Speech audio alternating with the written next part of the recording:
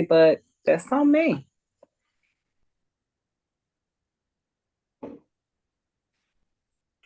Okay, so we're going. I'm gonna make sure my ringer is off. Yeah, take my ringer off. So and then I go back in here. Good evening. Good evening. Thank you all so much. We are blessed with a beautiful jewel tonight. She has allowed me the privilege to be able to sit down and just chat with her for just momentarily. This is a lady who is living in her purpose. And when you look at her social media, you look at her posts, she is truly a woman who is truly living in her purpose, but also using what she has to help encourage others as well. And this is something I believe that's needed. And without further ado, I want to introduce to you all Miss Courtney Lucas. Miss Courtney, hi. Hello, everybody. So talk to us about Miss Courtney. What is the sole purpose right now of Miss Courtney? What does Miss Courtney do? Yeah, so my name is, like if you said, Courtney. I'm a poet, a spoken word artist, and my name that a lot of people know me by is C Love. So it's C Love Speaks. And I have those two roles, one of being a poet. My brand is called Poetic Alchemy, and I have a book called Poetically Preserved. And then on the other side of what I do on my daily purpose is teaching parenting classes. So my role as a family support worker, I have a nonprofit called Nurturing Excellence, and it is where I teach parenting for the prevention of abuse. And then I also have a support group under Nurturing Excellence that is a support group for female survivors of childhood sexual abuse. And so the two intersect, the poetry and the actual daily work that I do, because of my experiences with childhood trauma and being a survivor myself of the different forms of abuse. So I'm very passionate about both. When it comes down to poetry, um, it is about my walk of experiencing the childhood traumas and not having a voice or knowing how to express my voice or feeling like my feelings didn't matter, period. And so being able to, my journal became my best friend in my safe space. And the art of journaling ended up turning into the art of poetry. And so I share a lot of my poems and leaning from that way with Poetic Alchemy. Wow. When I hear you speak and then you speak so eloquently, when I hear you speak and you spoke about, you dealt with your own personal traumas. So you got into writing first prior to the parenting Yes, classes? yes. Okay. Let's talk about the poetry first. And I'm gonna tell you why, because I'm learning that enough people are Mhm. are more now, and it may be because of social media. I can't say, but I'm learning that more people are being encouraged Mhm. to do something that's therapeutic for Yes. them. And if writing or singing or dancing or poetry, if you can get those feelings out and you can usher those feelings out, Yes. that's a way to kind of help work on that internal healing. Yes. So talk to people about the importance of what your poetry, not just what it is presently doing for you, but what Mhm. it has done for you in the past to help you get to the point to where you are now. Yes. So poetry for me, like you said, is very therapeutic. And back to what you're saying with all of us, whether it's music, dance, we all have a need to tap into that creativity and whatever that is for whoever. But poetry was my first love. It still is. But it ended up in the third grade, I remember being introduced to Emily Dickinson and Langston Hughes. And of course, growing up in the church, most of the Psalms with David is poetry. And I don't know, I just feel like with our culture, it just runs really deep, even when it comes down to music. And so I remember in the third grade falling in love with poetry, but then also reading about Anne Frank and the Holocaust and her going through that traumatic time period, but how she had a diary and then the diary just like ends. And what happened to Anne. And it just was like tragic. But it inspired me to start keeping a diary. And so like I still have my first diary from even that time period that my mom bought me during Christmas. And it just became a safe space for me when I really didn't have any safe space. And so for me, it ended up kind of like with me writing letters. So I would write letters to the Lord, like, dear Lord. And then it ended up evolving into me writing to myself. So I'll say, good morning, beautiful, and just go from there. If I'm angry, I'm upset, like, oh, these people trying me, da, da, da. Just allowing me to have a safe space to process my emotions, whether that was good emotions and joy and celebrating myself and being, happy or joyous in that, or whether I'm confused about something, having conflict with someone and wanting to have a place to be able to get it out, process it on paper. And what I find is kind of meditational for me because of the fact that if I'm able to sit with those emotions, allow myself to be able to express them, then first my number one relationship was with myself and being able to honor a safe space for myself to be able to engage with myself. And out of all the other voices in the world and all the other influences, prioritize my feelings, my emotions, and figure out where am I in the midst of this. So being able to write that out. And then also I find that I'm able to gain answers from spirit during that time period. Being able to allow the answers to flow to me and through me onto the pen and the paper. And by the time I'm done, I have the answers that I need, or I just have the release that I may need or the relief that I need. So it's a really sacred practice. Over time, the words started to rhyme.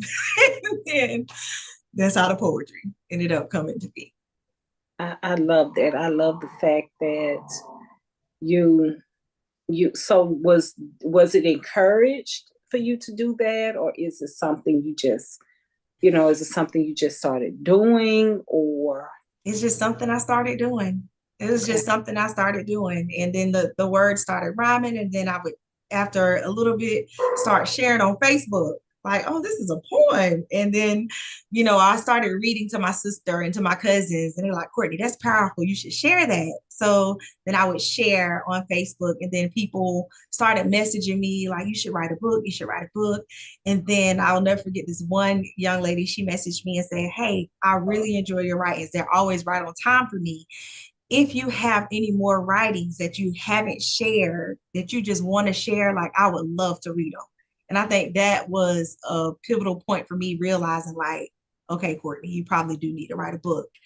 And so I ended up having a collection of my writings for like 10 over a span of like 10 years. So some of it in the book is like really elementary from me starting out with the poems onto more advanced writings. But it was me building my confidence in my poetry and putting it out there. But it's definitely been a healing journey for me because I started therapy at the age of 25 to kind of like process a lot of the trauma. And so a lot of the poems that I have is me processing the trauma and through poetic form. And so it can be triggering, but I find like that it gives voice to people who may not who may either suppress or just try to ignore what things they've been through, or may not even know how to begin to even dive into the pain because it's a scary space to be able to deal with those emotions and not know, and you step into that unknown or into that darkness and not know where it's going to take you. I'm a Pisces, so we feel, emotions majorly and very sensitively, and I'm not afraid of death. So I will, go into those depths of those emotions. And for me, it comes out through poetic form. And so poetic alchemy represents just that, alchemizing, like making lemons from lemonade, just whatever those experiences have been, and taking it and alchemizing it into something that can be useful and for greater, for the greater whole. When I say I thank you for that, I thank you for that because I think sometimes we get so bombarded mentally and Mm-hmm. emotionally. We always reacting to things, Yes. and we don't take those moments to just heal Mm-hmm. or do things that are therapeutic. Or sometimes people don't do things to heal. However, I thank you for saying that because what I'm learning is people need to know that there are different ways that you can heal and Mm-hmm. deal with your trauma or deal with your challenges or deal with whatever it is that you have going on. Everybody doesn't have to sit on the couch. Everybody doesn't have to do this. Everybody doesn't have to do that. It's different ways on Yes. how people can truly heal. Mm-hmm. And I can truly, truly, truly appreciate you for that. But more, I think I can appreciate the fact even more that you have just this pleasant, you have a pleasant, honest aura Yes, ma'am. about yourself. Thank And you. it's just, it carries with you. But the reason that's important is because whatever it is that you've been through, you don't look like or you don't appear like what you've been through. And it's easy for somebody to look at this beautiful face, Mm-hmm. this well manicured young lady, Yes. and it's easy for people to look on the surface and assume that you that you wouldn't even have a clue, of Right. what certain challenges are. And then Yes. for you to just open up and express about that, I think it's very good. I think it's nurturing. And I think it's also good for parents, but outside of parents, I think it's good for Mm-hmm. their children. That's why I Yes. wanted you to talk about that first, Yes. because sometimes the younger people don't, it appears to be that it's just them, even Mm-hmm. with the older people. Yes.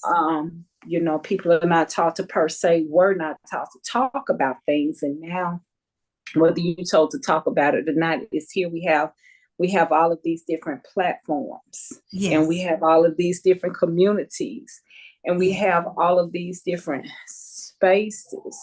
So talk to us about this parenting class, Yes. these Yes. classes that you're doing. Talk to us about that. Yes. Okay. So first I was working with the young people. I was working at an elementary school, and then I ended up working at a high school. But during the time period I was working at elementary school, I was a parent outreach coordinator. And so I surveyed the parents to see what it is that they felt like they needed, and kept coming back, parenting classes.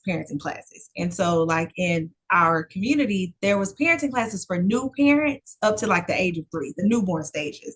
And then the type of parenting classes that I do was for parents, it was only given to parents who had referrals for abuse. So the interventional stage, with the Department of Family and Children Services.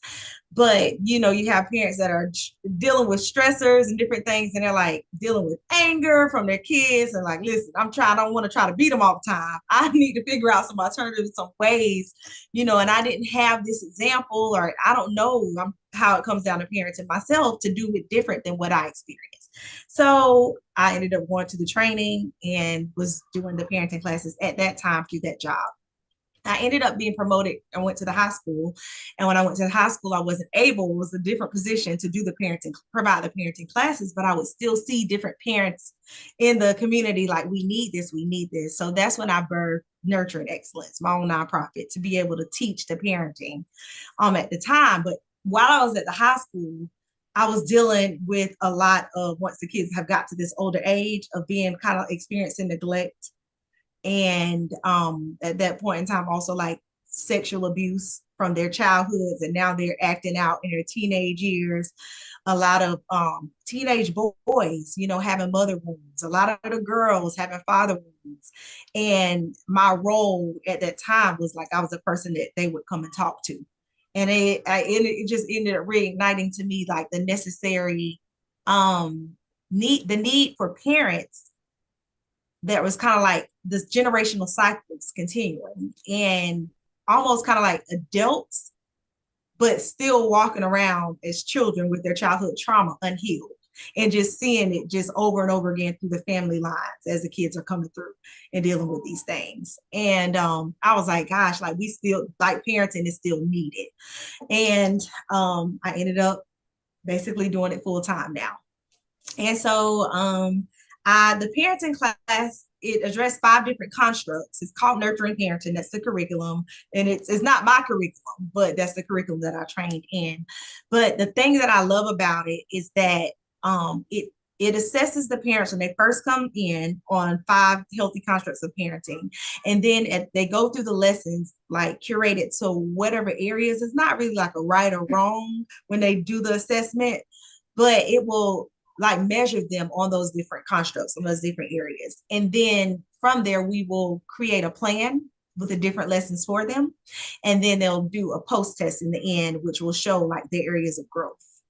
And the thing that I like about it is that it's evidence-based and it's trauma informed. So it allows us to be able to go into their childhood experiences and traumas and the ways we explore the ways that it has shaped their own beliefs when it comes down to parenting, how they see themselves, and of course the ways that carries over into how we treat our children and how we see our children because they are part of ourselves. So I really, really like it. It's really, really good work. I know that some people, when they, talk about it, they may think it's going into how you're going to feed this or helping them with homework and like more practical skills, but it's really a deep spiritual work is what I love. We have those different lessons, but we also have like some deep stuff in it. And for the majority of time, that's what I'm able to blend very well in. So, yeah. One thing I've noticed, and I'll tell anybody, my parenting skills are nowhere near where they probably could have been. Mm-hmm. I'm just being honest, Mm-hmm. But one thing I can say that just experience, and I'm not just talking about within my family, I'm talking about within families of other people's children. So I'm 45. Mm-hmm. So within families of people that may have children in their 20s or still have some teenagers around versus people who may be over that 62+ year old age bracket. I call myself in my age group, because I don't know your age, I'm not going to ask. I say that my age group, we're the generation in the middle. Mm-hmm. And the reason I say that is because, of course, every generation is truly different. And I feel like there has been a major shift in just the culture, not just with families, just the culture yes. of society as a whole, not just American society, but just the culture of the world has truly shifted from when I was a little girl. Like like I had to stand up, say the Pledge of Allegiance. I had to learn how to sign. I had to learn how to write in cursive. Yes. A lot of people now under a certain age, you tell them to sign their name, they print it. That's the culture. And so it's becoming to surface that there are more people that falling over a certain age bracket. And a lot of people, especially the past few weeks, I'm seeing more younger people. They live in this, whatever they do is just not good enough. And I tell people 2020 taught me some things. That year right there, it showed me a whole lot. It showed me a lot about me. But however, when we fast forward from them until now, this is nothing that COVID brought on. Right. These things was here pre-COVID. These things was here, way before COVID. And I'm like, this younger generation, they are more boisterous. They're going to say what they need to say. I had to learn, and everything is not deemed disrespectful. But, it's kind of like that gap that people want to bridge together between the younger and the older. It's like the gap is harder and harder to bridge together. Yes. Do you have any type of insight or anything on like this this rip that's being hard, and it's like the younger people want to come together, the older people want to try, but it's like the communication skills, it's just not clicking. Yes, yes. So is it anything you could elaborate on that? I think that, and we really are lucky or blessed in this time period to be able to have the emotional language, emotional intelligence and awareness that we have. And I think that from our viewpoint and, looking back, we have to have compassion and grace for those who have come before us, because it, like you said, the whole world and culture has changed, and they okay. I'm gonna say it, but I say they did the best that they could with what they had. But then sometimes do I feel like some people could have did better? Yes. Like, but so I don't want to like dismiss or bypass or make excuses for people whose experiences, like, what I'm saying, reflect, that are to discredit that a person could have shown up and been better to build relationship or whatever, parent child wise, or just as the leader, as the leader of a family, or as the older person.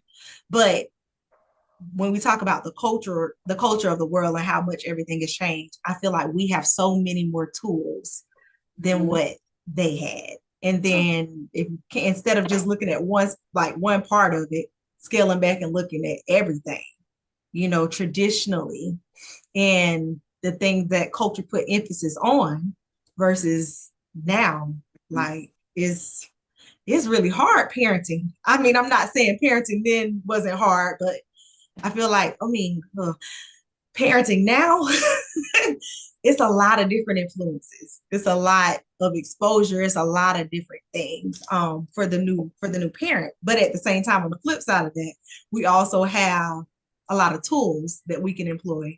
And we have the emotional language to be able to talk about mental health, to be able to talk about, to be able to know about brain science, and the way that it affects the children and where they are and how we can raise, a better child mentally, spiritually, physically, all of those different ways, the way that food affects them.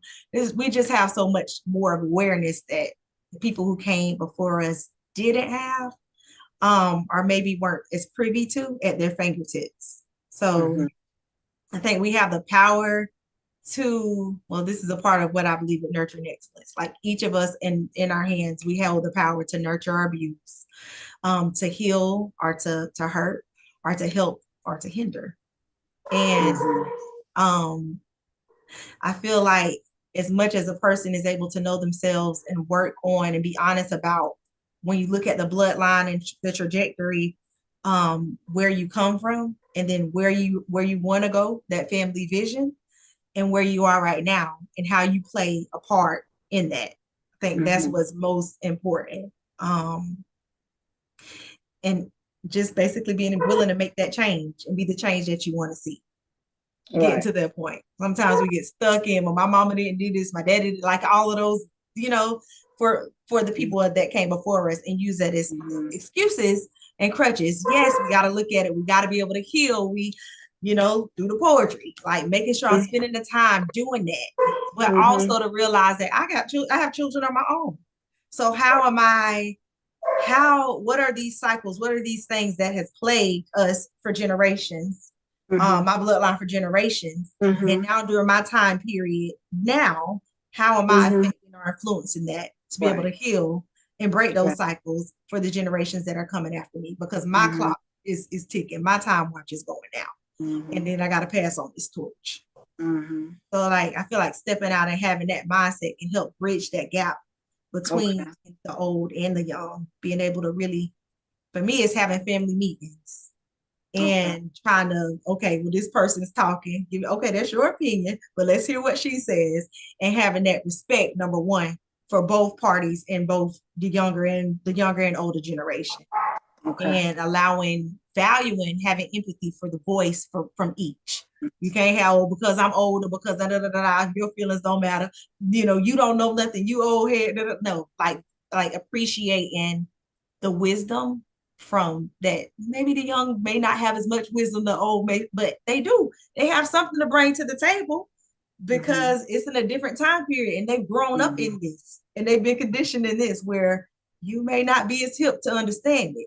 So they have something to give. So meeting each other with that mindset of being open and welcome into what you can teach me and how we can further this generation. I want to tell you thank you for that, because sometimes, and I'm bad about, and it's not, it has even nothing to do with my kids. I've been doing better. I give myself about past 4 or 5 months. I think I give myself from an F to a C. I'm bad about just cutting people off. Just cutting people off. Just no matter who it is. No, you need to listen to what I say, and that's it. But you said something that is very important. Mm-hmm. As well as I want to be heard, you deserve to be heard.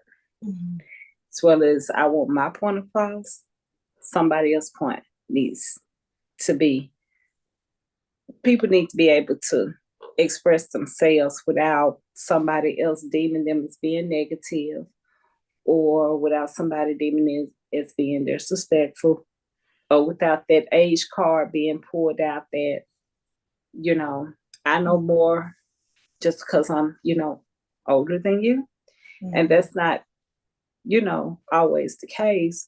But another thing I can truly appreciate about the fact is you encourage people to just listen to one another. Just listen.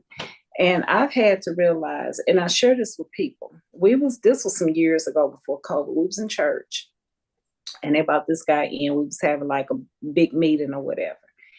And, you could hear people in the background, saying, oh, we got people that can get up and do this. We got people that can do that. They, blah, blah, blah, blah, blah. So when the guy got up, I cannot remember everything that he said, but one thing he said that will always stick to me: the problem with people, they really don't know how to reason with one another. We always assume that if I'm right, somebody else is not right. And that's reasoning means that is sometimes it's not about trying to say who's right or wrong. Right. Just let people say what they need to say and hear people out. And if we truly hear people, I believe if we hear people not just with our ears and get our eyes off whoever the message is coming from, if we truly listen to people in their heart, we could truly understand people a lot better. And things wouldn't be so personalized. So we wouldn't assume these things was just deemed as attacks, and we wouldn't assume that people were per se being disrespectful. So I can just appreciate you for basically reminding us that we need to just listen. Listen to each other. Listen, sometimes you can find out where the disconnect is. And I feel like with family, it sometimes is even extra hard because of the history, or that you may trigger one another. But you can have a conversation with someone else outside of the family. It doesn't trigger or escalate into an argument. But sometimes when it comes down to family, it's very interesting how, it's like walking around on the eggshells or something, how things can just escalate. But it's so necessary. It really is.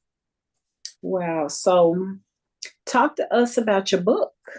Yes. Okay. So I brought it here just in case you wanted me to read a poem. Yes. Poetically Preserved is a picture of me when I was a little girl, dressed in all white, and that represents innocence and just being poetically preserved. And then you have the rose here, and the concrete there. So like I'm in love with Tupac and Nika Giovanni, the rose that grew from concrete. And yes, that's the inspiration for the cover, and poetically preserved. So it's over about 91 poems. I think it's about 91 poems in here. And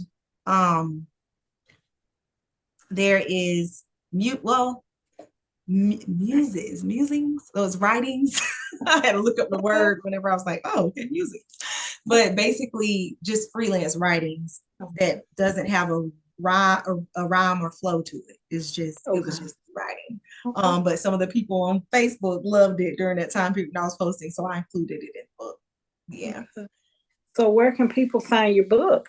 On Amazon, Poetically Preserved is the title. And you can find it on Amazon or on my website, which is www.poeticalchemy.co. Wow, wow, wow. So, you got your book, you're doing your class, you're helping parents, and thank you for the parenting. Yes. I think is a major benefactor right now. I know it's always been a benefactor, but parents are truly struggling Mhm. because parents don't know how to presently cope and deal. Mhm. They're just struggling. They don't know how to do that thing that you told us to do. Mhm. We need to listen. We Yeah, need to it's we hard. need I to just think that listen. I even me, I always tell the people when I'm teaching the parenting class, I'm not perfect. And I still, even with myself knowing the different Mhm, skills and strategies, it's like even if you had the perfect parenting manual book, every mhm. child is different. Yes, yes, it is. And it's so I like to explain it as I'm not saying like, oh, this is going to work, and then you're going to have the perfect child. Mhm, It's more so about giving you strategies and building up your toolkit. So if you mhm, come into parenting and you have no tools, no ideas, you're just doing this thing by default, parenting out of guilt, parenting out of fear, parenting out of shame, parenting out of all those different wounds, parenting from your own mother womb, parenting from your own father womb, versus just parenting out of love and parenting out of a form of healthy discipline, parenting out of empathy, parenting out of having a full understanding of what the family history is, the different odds that is set up against your child from before they even came into existence in this realm out of your womb, and what role you play in that, in the nurturing of them in their success. Um, Being able to shift just parenting by default, period. And I always like to say, like even me being a parenting facilitator, I'm not perfect as a parent and I have never just arrived. The beautiful part about the community of like parenting is that it provides a community of support. And so there's times where, I have some clients who, um, may have lost, one of my clients lost her mother during COVID and don't have nobody. But she comes to the parenting and she's able to receive that support. You know what I'm saying? Sometimes it's them crying, and being able to, the beautiful part for me is being able to watch them pour into one another and say, I went through that.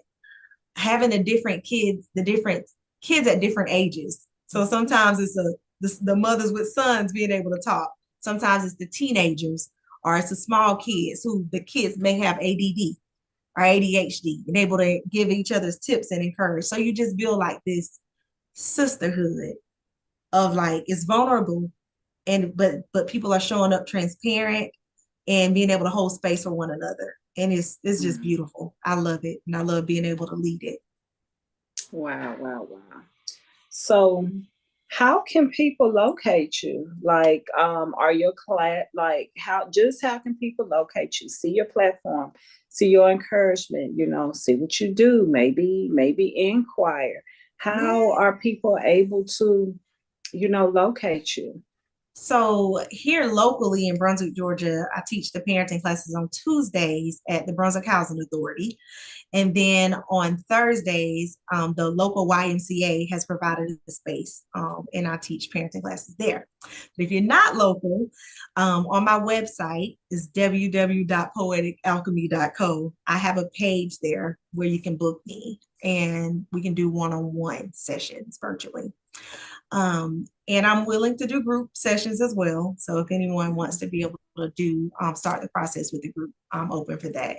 And then on Facebook, you can find me at Courtney Lucas. I have a page there. That's where you have me on. But I also have C Love Speaks.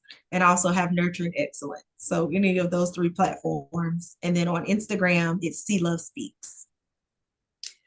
I want to thank you because this is a matter of urgency. It's a matter of urgency. It truly is. And it is beyond a blessing. Everybody is not assigned or commissioned to do everything, but I can applaud you for pulling yourself mentally together to however you do it, from the things that you have been through, to do what you can to truly not just help but save other people. And that says a whole lot. You're an awesome woman. It is an honor, and I can't emphasize that enough. It is an honor to just be before you and hear your beautiful voice, but not just your voice, or not just to be in your presence of such ease and humbleness and kindness, to do what you do. I know you hear it all the time, but you got somebody else telling you it really makes a difference. Thank you. Because I can remember a time I would have thought I used to be one of them people, Lord, don't have the people to talk about them too bad, but I used to be one of them people. I don't know about, ain't nobody tell you nothing, out no book, all that, hand read that, Yeah. and you just don't know. You truly don't know. Mm-hmm. And then it's okay with listening to people when they are doing what they can to help you and teach you and guide you. Mm-hmm. It's not for you. It's for the families. Mm-hmm. Like what you're doing, I know it helps you, but it's more of a benefit for the people and the lives that you are truly connecting with. And I truly want to thank you, especially in today and everything that we're seeing with parents and kids and parents. And parents are just, they feel like they don't know.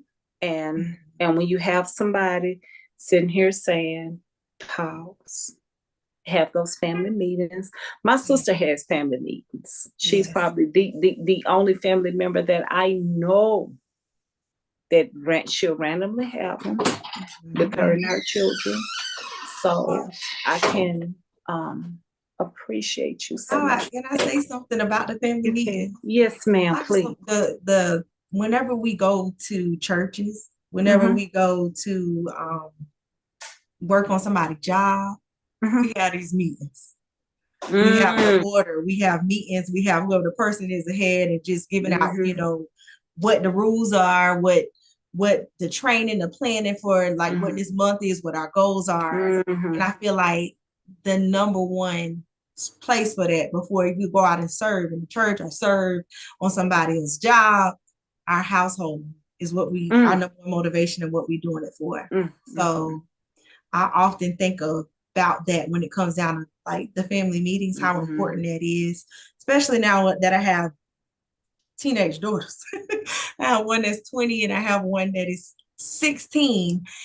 And then my son, he's 9. So when it comes down to like, trying to talk about the workload or who worked where this week or being able to talk about different topics, you can do so much with it. The family rules, what issues are we seeing? Like even if they're fighting at each other's neck, arguing. All right, family meeting. Let's talk about it. So being intentional about teaching them those problem solving skills, that can be a space for it, how to be able to learn how to negotiate, conflict resolution, instead of them having to go to school and figure out those things by happenstance. Being intentional in the family meeting is a really, really good stage to be able to play that out intentionally. Wow. And like I say,